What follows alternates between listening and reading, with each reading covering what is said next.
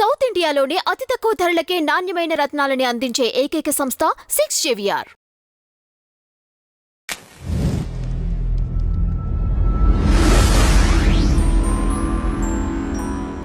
పాస్టర్లని తరిమి కొట్టండి, పాస్టర్లు ఇళ్ళ దగ్గరకు వస్తే మీరు రానివ్వద్దు, తరిమి కొట్టండి అని కూడా కొన్ని చోట్ల మీ థంబ్నెయిల్స్ అవి చూశాను నేను. ఇప్పుడు కూడా అదే చెప్తున్నా, ఇక్కడ కూడా అదే చెప్తున్నా మేడం. అంటే ఇప్పుడు మీరు అన్నారు కదా, ఒక 10% 20% ఇందులో కొంత మంచి ఉంది అని. ఆ మంచిని ప్రచారం చేస్తున్న వాళ్ళు లేరంటారా? అసలు ఆ మంచి కొంత భాగము అది ఫస్ట్ అవి చెప్పి అట్రాక్ట్ చేసి తర్వాత చెడు వైపు తీసుకెళ్తారు. మొత్తం మీద దానికంటే గొప్పగా ఇప్పుడు వీళ్ళ మతము నేర్పించేది ఏంటి? మొట్టమొదటిగా సిద్ధాంతం ఏంది? విగ్రహారాధన పాపం, విగ్రహారాధన అసహించుకుంటున్నాడు దేవుడు అని చెప్పేసి మొట్టమొదటిగా ఇది వాళ్ళ ప్రేరేపిస్తుంది. అంటే హిందూ దేవులు ఇంట్లో ఉండకూడదనే కదా, హిందుత్వాన్ని లేకుండా చేయాలనే కదా వీళ్ళ ఉద్దేశం. అది ఆ 10 పాయింట్లు ఏవైతే ఉన్నాయి జస్ట్ మేము రఫ్గా చెప్పాను అంతే. ఇందులో ఏదన్నా కొన్ని తీసుకోవచ్చే తప్ప ఇది మొత్తం సమాజానికి పనికొచ్చేది కాదని. దీనికంటే గొప్పగా ఈ 10 పాయింట్ల మీద వీళ్ళు లక్షల కోట్ల వ్యాపారం చేసి ఈ ఒక మతాన్ని ప్రారంభించారు వీళ్ళు. ఇప్పుడు దీనికంటే స్వామి వివేకానంద రాసిన నీతి సూత్రం 100 రెట్లు బెస్ట్, సుమతి శతకాల వేమన పద్యాలకు ఉన్నటువంటి భావాలు 1000 రెట్లు బెస్ట్. అది చెప్పేది. కాబట్టి ఇది కూడా చాలా దారుణం మేడం. వాడు గన్నేరు పప్పుతో పోల్చినంటే అసలు వాడిని ఏమనాలి చెప్పండి? అసలు ఏ చెప్పుతో కొట్టాలి? ఇప్పుడు వాడు గన్నేరు పప్పుతో పోల్చాడంటే మరి వాళ్ళ దేవుడిని కూడా మేము అట్లనే చేస్తాం. వ్యభిచార వంశంలో పుట్టాడు, పక్క బైబిల్ ఆధారాలు కూడా ఉన్నాయి. మొన్న చెప్పడం మర్చిపోయాను, మన డిబేట్లో ఏం జరిగిందంటే యేసుకు తండ్రి ఎవరు, యేసు తండ్రులు ఎంతమంది అని అడిగితే తండ్రి ఎవరని అడిగితే భౌతికంగా ఒకరంట, ఆత్మీయంగా ఒకరంట, 4 తండ్రులు చెప్పాడు. ఆ డిబేట్ ఉంది, వీడియో ఉంది. 4 రకాల తండ్రులు చెప్తున్నాడు. పరిచయకులు చూసేవా కోణం ఒక్కొక్క తండ్రి అంట, భౌతికంగా ఒకరంట, ఆత్మీయంగా ఒకరంట, దైవికంగా ఒకరంట. భర్తను పెట్టుకొని ఆయన భర్త యేసేపు వాళ్ళు ప్రదానం చేయబడిన తర్వాత వాళ్ళిద్దరు ఏకము కాకపు మునుపు పరిశుద్ధాత్మ వల్ల మేరీ గర్భవతి అయిందని చెప్పేసి ఉంటుంది. ఇప్పుడు మళ్ళీ వాళ్ళను భార్యను గర్భవతి చేస్తానని చెప్పి ముందే ఇన్ఫర్మేషన్ వాళ్ళ భర్తకు చెప్పాలి కదా, భర్తకు చెప్పలేదు. ఆ తర్వాత ఆయన వదిలేద్దాం అనుకున్నాడు, ఆయన రహస్యంగా విడనాడాలనుకుంటాడు అని చెప్పేసి మత్తయి సువార్త 1:18-19-20 వచనాలు చాలా క్లియర్గా ఉంది. యేసేపు. ఇప్పుడు ఇంకో మీకు కొంచెం అర్థమయ్యేలా చెప్తా మేడం. భార్య మేరీ, యేసేపు వీళ్ళిద్దరు ఉంటారు. వీళ్ళిద్దరు ప్రదానం చేయబడిన తర్వాత అంటే పెళ్ళైన తర్వాత వాళ్ళిద్దరు కలవడానికంటే ముందే ఈమె గర్భవతి అవుతుంది. గర్భవతి అయ్యేసరికి ఈయన యేసేపు డౌట్ వచ్చి ఈమెను వదిలేద్దాం అనుకుంటాడు, అంటే రహస్యంగా విడనాడాలనుకుంటాడు. రహస్యంగా విడనాడాలనుకుంటే అప్పుడు వచ్చి చెప్తాడు అనమాట, ఈమె కన్యాక మేరీ పరిశుద్ధాత్మ వల్ల గర్భవతి అయింది, నువ్వు రహస్యంగా వదిలిపెట్టొద్దు అని చెప్తే అవును అని చెప్పేసి అప్పుడు కలిసి ఉంటాడు. ఎవరు చెప్తారండి? పరిశుద్ధాత్మ వచ్చి చెప్తుందంట. పరిశుద్ధాత్మ వచ్చి కన్యక గర్భవతి అయింది దేవుడు వాళ్ళ దృష్టిలో, గాబ్రియల్ దూతలు అన్నట్టు చెప్తారు అనమాట. అవును. ఆ తర్వాత ఈయన వదిలేస్తాడు. ఆ తర్వాత యేసేపు క్యారెక్టర్ మళ్ళీ బైబిల్ కనపడదు. మళ్ళీ యేసు పుట్టిన తర్వాత యేసుకు సున్నతి చేసే దగ్గర ఉంటాడు యేసేపు, అంతే, ఏం మాట్లాడు. ఆ తర్వాత యేసేపు బైబిల్ ఎక్కడ కనపడ్డు. అంటే వదిలేసిండా, చచ్చిపోయిండా? ఇప్పుడు యేసు తండ్రి యేసేపు క్యారెక్టర్ ఇంపార్టెంటే కదా, మరి ఆయన వదిలేసిన విషయం మనం రాయాలి. పోనీ చచ్చిపోయిన విషయం రాయాలి. అతను ఎవరో లాజర్ అంట, ఆ లాజర్ చచ్చిపోతే వీడెళ్ళి యేసుప్రభు వెళ్ళి కాపాడడానికి వెళ్తాడు, కానీ తండ్రి చనిపోతే కాపాడడానికి వెళ్ళాలి కదా.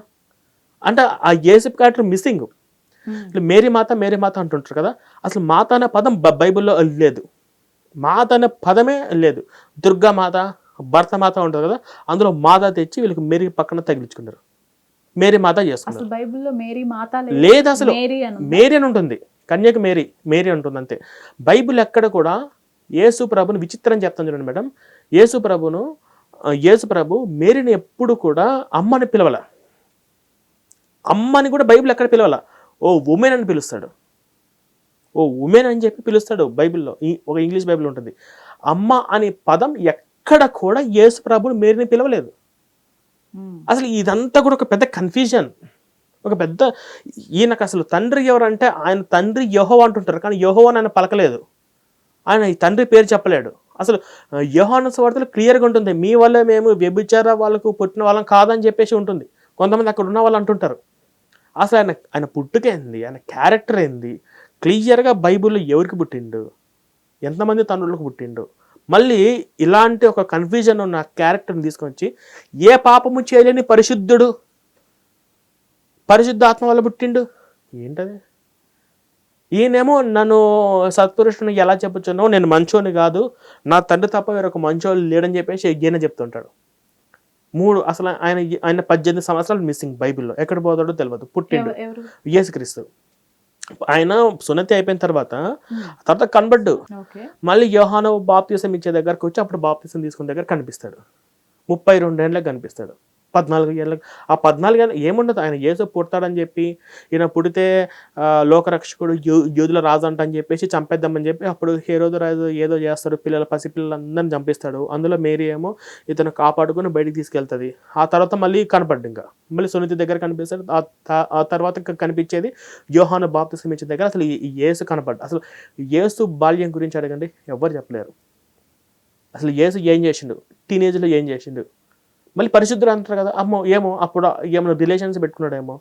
అంటే టీనేజ్లో వయసులో అంటే 32 ఏళ్ళకి కనిపించాడంటే 13 ఏళ్ళ తర్వాత మిస్ అయ్యి దాదాపు 18 సంవత్సరాలు కనపట్లేదంటే, అంటే ఈ 18 సంవత్సరాలు ఏం చేసినట్టు, ఎక్కడున్నట్టు, ఏం తప్పులు చేసిండా? మరి ఇవన్నీ అడిగాను మీరు?